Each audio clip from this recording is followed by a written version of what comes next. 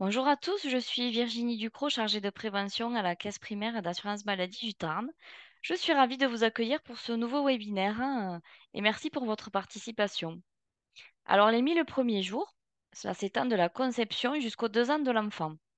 C'est une période déterminante pour le développement de l'enfant et la santé de l'adulte qu'il deviendra. Nous avons déjà réalisé 3 webinaires sur ce thème en partenariat avec le service de PMI du Tarn. Nous allons poursuivre donc cette série en abordant l'environnement. On le sait que l'arrivée d'un nouveau-né, c'est un moment de joie, mais aussi une période où on va se poser énormément de questions.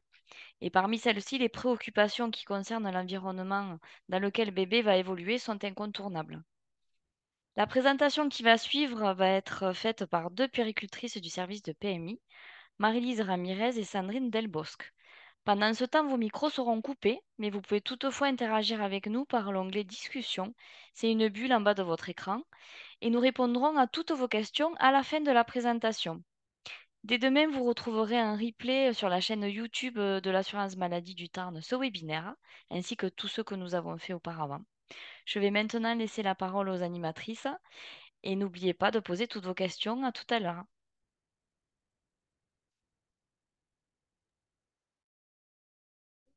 Je suis Marie-Lise Ramirez, du coup, puéricultrice à la PMI. Et moi, Sandrine Delbosque, puéricultrice également. Donc, on se retrouve aujourd'hui. Alors, ce webinaire, il fait partie, comme l'a présenté Virginie, d'un cycle proposé par la CPAM et le département du Tarn pour parler et donner des informations sur la période sensible des 1000 premiers jours de l'enfant. Donc, on fait juste un petit rappel. Qu'est-ce que la période des 1000 premiers jours?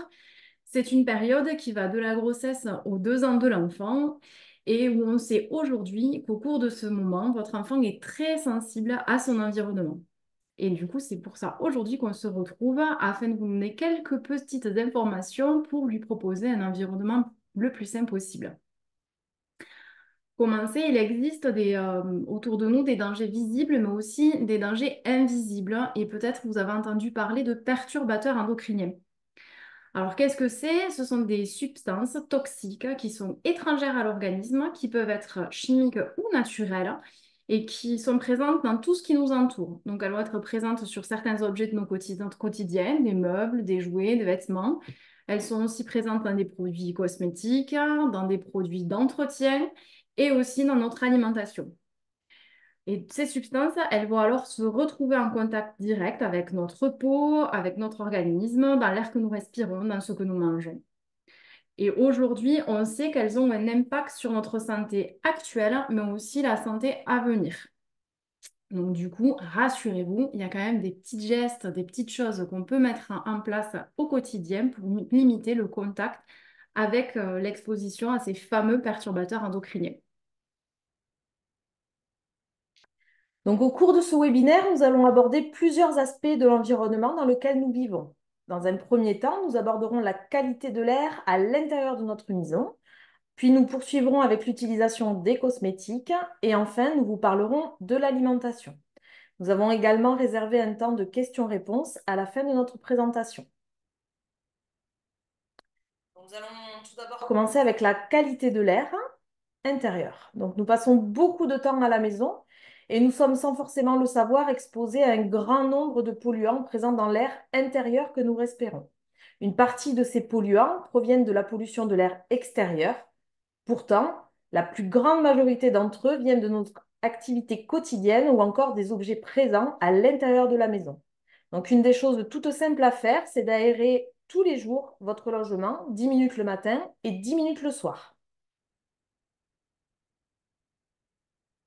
De plus, afin de laisser circuler l'air librement, il est important de ne pas boucher les grilles de ventilation et de les entretenir régulièrement.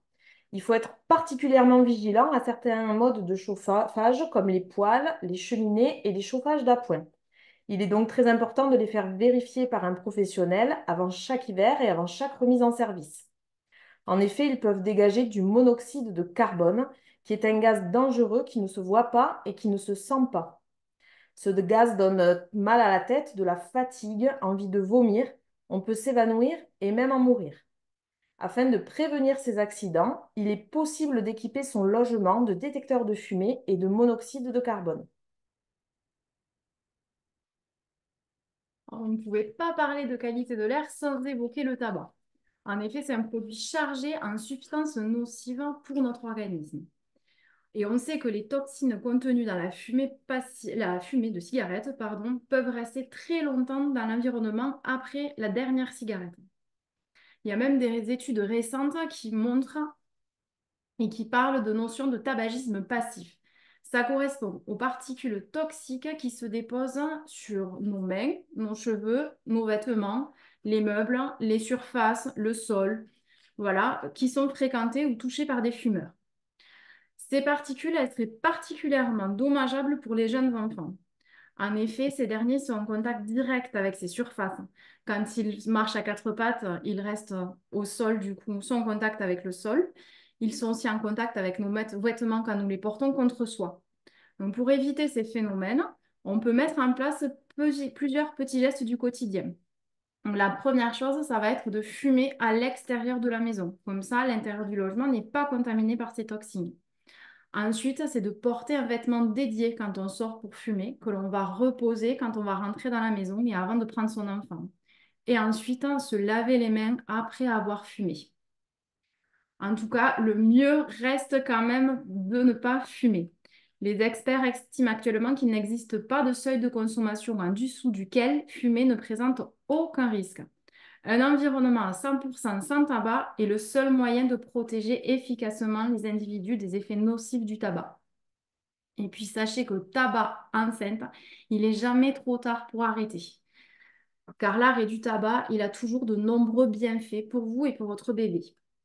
Nous vous avons d'ailleurs rajouté en bas de la diapo le lien vers l'application et le site Tabac Info Service pour vous accompagner dans cette démarche. Pour continuer, à la maison, nous utilisons des produits d'entretien et bien qu'ils nous permettent d'entretenir notre logement, certains de ces produits ménagers peuvent libérer de nombreux polluants dans l'air. Alors, il faut donc être vigilant à ce que nous utilisons couramment dans notre logement. Il est recommandé de limiter et d'éviter les produits qui se vaporisent, que l'on peut respirer. On évite aussi tout ce qui est insecticide, parfum d'ambiance, bougies, huile essentielle, encens. Un moyen de vous aider à repérer les produits qui peuvent être nocifs pour la santé, ça va être de vérifier les étiquettes. On va d'abord vérifier la liste des ingrédients. Plus la liste est longue, plus il y a de chances d'avoir des produits toxiques à l'intérieur, plutôt des risques d'avoir des produits toxiques à l'intérieur. Alors que plus la liste est courte, ça veut dire que moins il y a de produits. Et de plus, vous avez des pictogrammes. Donc là, on vous a affiché 9 pictogrammes. Et comme vous le voyez, plutôt à éviter. Vous vous en rendrez bien compte, hein, ils peuvent être toxiques, ils peuvent être inflammables, ils peuvent être explosifs, ils peuvent être corrosifs. Voilà, donc ça, on évite les produits avec ce type de pictogramme. Il est donc conseillé de limiter leur nombre et de privilégier les produits simples, souvent moins onéreux, comme le vinaigre blanc, le savon noir et le bicarbonate de soude. De plus, il est recommandé d'ouvrir les fenêtres lors de leur utilisation. C'est pareil, pour vous aider à vous repérer, il existe aussi des labels de qualité garantissant la faible émanation de perturbateurs endocriniens. Donc là, on a 3 labels. Donc NF, c'est une norme, un label écologique qui est français. Écolabel, c'est un label écologique qui est européen. Et EcoCert, c'est un logo qui assure la certification biologique de nombreux produits.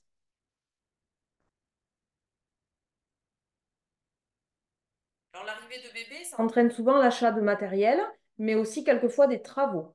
Cependant, les meubles neufs et les matériaux comme les peintures, les vernis, les colles polluent l'air. Il est donc conseillé de préparer l'arrivée de bébés plusieurs mois à l'avance pour diminuer la pollution. Nous vous recommandons d'attendre environ 3 mois avant de faire dormir bébé dans une chambre qui a été rénovée. De plus, il faut être attentif à choisir des matériaux de qualité avec une étiquette A+, comme vous avez de présenter sur la diaporama, et d'aérer au cours des travaux. Votre futur bébé étant très sensible aux perturbateurs endocriniens, les femmes enceintes doivent rester éloignées des travaux et s'abstenir d'utiliser les peintures, les vernis et autres colles. Il est également recommandé de déballer les meubles neufs le plus tôt possible dans une pièce aérée quotidiennement et de laver tout ce qui est vêtements, doudous et jouets neufs avant de les utiliser. Alors, on va poursuivre ce webinaire en vous parlant d'une autre source de contamination, c'est les produits cosmétiques. Alors, en France, il y a une étude qui a montré qu'une femme utilise en moyenne 18 produits cosmétiques par jour et une famille utilise pour un bébé 6 produits cosmétiques en moyenne par jour. Du coup, pour les choisir, ces produits, il va falloir être vigilant. On utilise aussi, faites attention, pardon, aux ingrédients de ces produits qui peuvent traverser la peau, étant en contact direct avec la peau. On va aussi limiter du coup les produits en spray qui, eux, peuvent être respirés, type déodorant ou parfum. On limite les produits sans rinçage, du coup, en contact avec la peau. On limite les vernis, les colorations et les huiles essentielles. On va essayer de privilégier du coup des produits plutôt simples et naturels. Donc là, vous avez l'exemple du savon d'Alep et du beurre de karité. On va privilégier des produits qui se rincent pour qu'ils restent le moins longtemps en contact avec la peau. Et on va aussi choisir des produits avec une liste d'ingrédients courte. Comme pour les produits d'entretien, plus la liste est longue, plus il y a de risques d'avoir des produits nocifs pour la santé. Enfin, pour vous aider dans votre choix, il existe aussi des labels. Donc là, vous en avez 3 qui sont présentés. Le label Cosmétique Bio, le Cosmos Organique, l'EcoCert et Nature et Progrès. Donc ces labels vont garantir certains produits de culture biologique, hein, ou alors avec moins de pesticides de produits.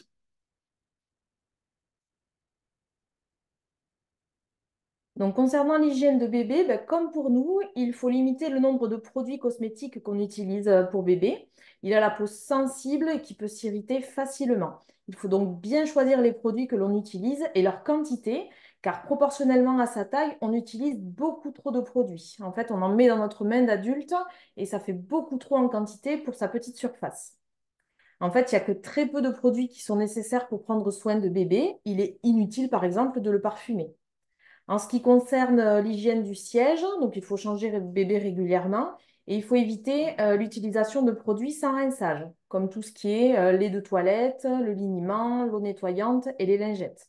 Il vaut mieux privilégier l'eau et le savon. Donc là, une petite info de saison concernant la crème solaire. Donc, bon, il n'est pas recommandé d'exposer les enfants au soleil avant l'âge de 2 ans. Il faut surtout les équiper de vêtements légers et couvrants. Et si on utilise une crème solaire, il faut, pareil, comme tous les autres produits, utiliser une crème solaire avec une liste d'ingrédients la plus courte possible, sans parfum, et éviter les sprays pour pas qu'on inhale des substances. Voilà, donc au final, l'utilisation de moins de produits garantira une meilleure santé et permettra aussi de faire des économies. Alors, le dernier point de vigilance que nous allons aborder, ben, c'est l'alimentation. En effet, les aliments que nous consommons peuvent contenir des substances potentiellement dangereuses pour la santé. Cela va dépendre de leur nature, de leur production ou encore des méthodes de transformation ou de préparation. En adoptant quelques gestes simples, on peut rendre son alimentation la plus saine possible avec le moins de résidus. Donc, on va essayer d'éviter les plats préparés qui contiennent des additifs et des conservateurs. Donc, encore une fois, plus la liste des ingrédients est longue, plus il risque d'y avoir de risques de substances nocives. Donc, on va choisir des plats avec une liste d'ingrédients courte. Lorsque cela est possible, on essaye de privilégier des produits avec des labels, comme vous voyez en bas. Vous en avez 2, agriculture biologique, et vous avez donc le français et l'européen. Alors, cependant, juste un petit bémol sur les produits industriels. En plus de ces labels, sachez aussi quand même que tout ce qui est préparation alimentaire pour enfants de moins de 3 ans est très contrôlé et limite du coup tout ce qui va être pesticides. Donc voilà, vous pouvez être rassuré sur l'alimentation pour les enfants de moins de 3 ans. Ce qui est quand même conseillé, ça va plutôt être de cuisiner, de faire de la cuisine maison quand cela est possible tout de même. Du coup, on essaye de proposer des fruits et légumes tous les jours. Et on va préférer plutôt des aliments locaux, bio quand c'est possible, et surtout de saison. Avant de les préparer ou de les cuisiner, on veille à bien les laver et les éplucher. Avant de les consommer, ça évite, ça peut limiter aussi la contamination par les pesticides. Alors, certaines substances problématiques sont présentes dans les ustensiles et dans la vaisselle et peuvent aussi contaminer les aliments, surtout lorsqu'ils sont chauffés. On sait que les ustensiles en inox et en verre ne présentent aucun risque. En revanche, il est déconseillé de réchauffer les aliments dans les contenants en plastique, en aluminium ou dans les poêles avec des revêtements anti-adhésifs, surtout s'ils sont abîmés.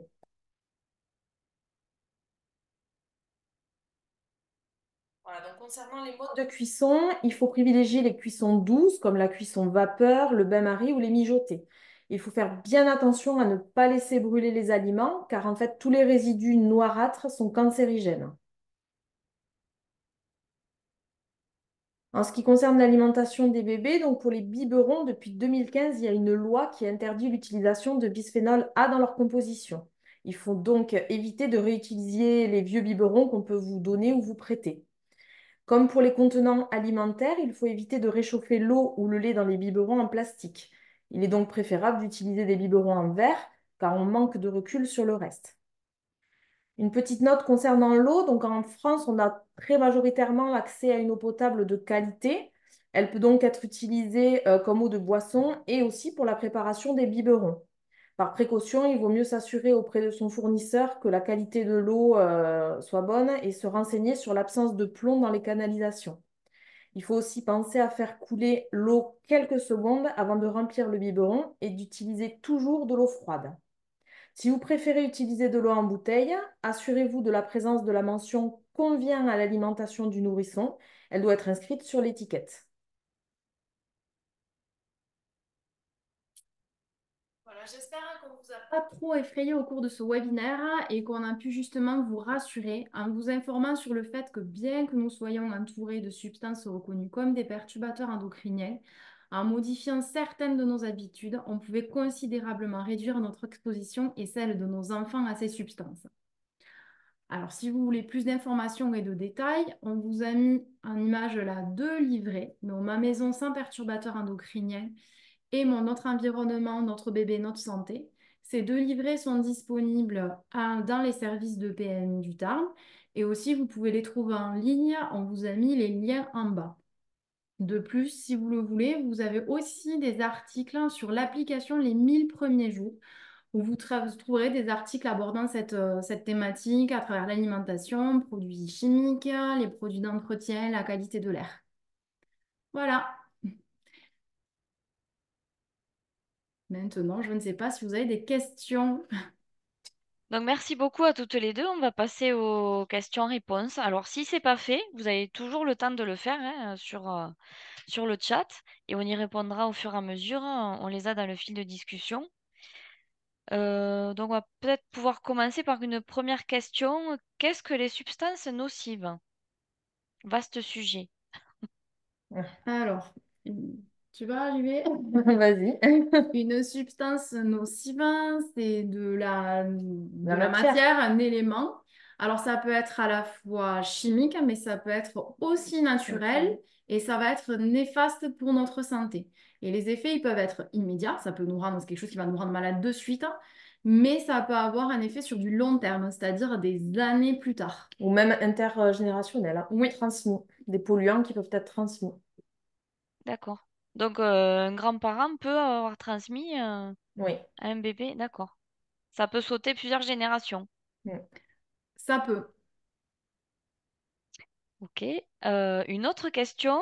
Est-ce que la pollution peut être liée aux occupants de la maison et à leurs activités? Alors, oui, Bon. bon, on a vu le tabac, l'occupation qui peut, voilà, qui vraiment peut polluer. Après, bon, après, on a fait tout un point sur les produits d'entretien et les produits cosmétiques, mais il y a aussi, on parle de la maison, mais aussi c'est le milieu où on peut travailler aussi. Il y a D'accord. certains endroits, certains lieux Ouais, qui, certaines professions qui voilà, peuvent être plus à risque, qui sont plus exposées que d'autres, hein. ça va Notamment être, les coiffeurs, par exemple. voilà. Les, Qui travaillent avec des produits cosmétiques, les esthéticiennes aussi. Après, tout ce qui va être peinture, chantier, pareil, il peut y Oui, avoir les des inondations. solvants. Voilà, Mm. Même les agriculteurs avec les les pesticides. pesticides. Justement, pour rester là-dessus, est-ce que la qualité de l'air est meilleure si je vis à la campagne? Eh ben non, pas forcément. Pas forcément, justement, hein. En ville, bah, il y a toute la pollution qu'on connaît, mais à la campagne, il y a la pollution aussi due à l'activité agricole, hein, D'accord, avec tous les produits qui peuvent être utilisés. Mais dans les deux cas, ce qui reste important, c'est de vraiment aérer 2 fois par jour, 10 minutes, pour renouveler l'air justement. Et voilà, faire voyez un petit peu tout ça. alors justement, il y a une personne qui nous dit qu'elle habite en face d'un champ cultivé et d'une route. Elle voudrait savoir s'il y a des périodes à éviter pour aérer. Alors, dans notre département, il faut aérer toute l'année.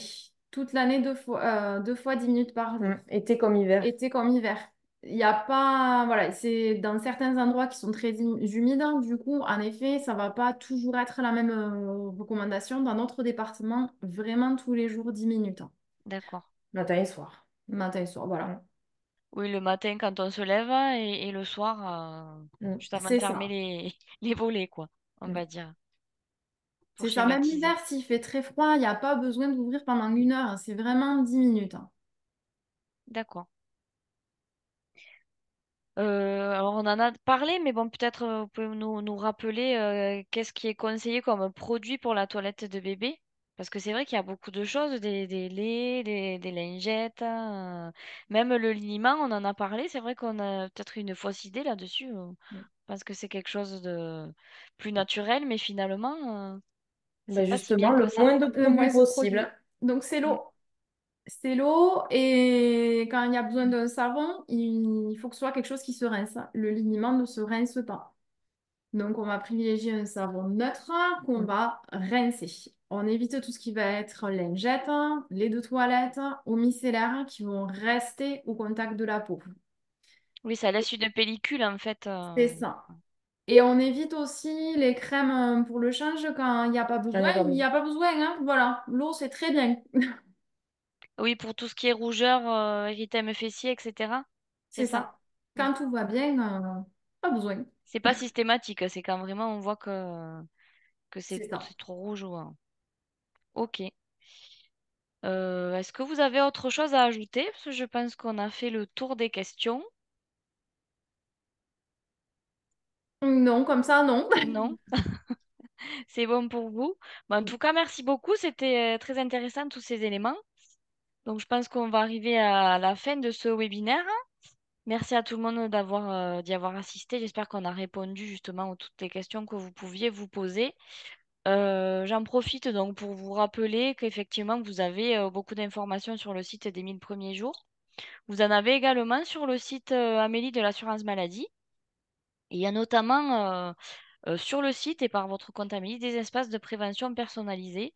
J'attends mon enfant et la santé de votre enfant, donc ça permet aussi d'avoir des informations là-dessus. Je vous rappelle, on en a parlé au tout début, que ce webinaire sera en replay sur la chaîne YouTube de l'assurance maladie du Tarn, donc avec les autres webinaires déjà réalisés sur ce thème des 1000 premiers jours. Donc il y avait, on parlait des 1000 premiers jours en général, sur les émotions, sur les échanges avec bébé. Qu'est-ce que je peux vous dire après? Suite à ce webinaire, quand vous allez fermer Zoom, vous allez recevoir un questionnaire satisfaction. Donc, on vous encourage à le compléter, à nous le retourner. Ça nous permet d'avoir vos remarques et savoir quel thème vous aimeriez voir aborder ultérieurement. Donc, il y aura sur cette série, un dernier webinaire qui sera proposé au mois de novembre, le 12 novembre. Ça sera aussi en partenariat donc, avec le service de PMI et ça sera sur l'alimentation. Le 21 novembre, nous aurons un autre webinaire sur l'hygiène bucco-dentaire mais de la femme enceinte. Et là, ce sera animé par deux dentistes de l'UFSBD du Tarn. Donc, il ne me reste plus qu'à vous souhaiter une bonne soirée et vous dire au revoir et à bientôt. Au revoir. Au revoir, merci.